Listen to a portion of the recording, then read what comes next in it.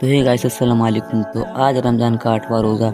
तो अभी हम जा रहे हैं जोहर का नमाज़ पढ़ने। तो आप लोग वीडियो में बने रहो एंड तक। तो वज़ू बना के मस्जिद के अंदर आ जाते हैं और देख सकते हो कि यहाँ दोस्त लोग भी बैठा है। देखो बच्चा बैठा है इधर और देख सकते हो माहौल अभी कोई आया नहीं मस्जिद में, इसीलिए ऐसा है।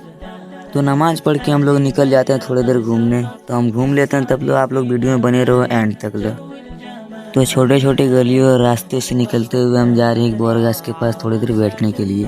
तो मुझे पता चलता है कि चटाई लेना, तो मैं भूल ही गया। तो मैं घर आके चटाई ले लेता हूँ और बोरगाछ के पास में जाने लग जाता हूँ। तो चटाई लेके मैं पहुँच जाता हूँ पेड़ के पास और देख सकते हो मेरा दोस्त लोग भी यहाँ बैठा है।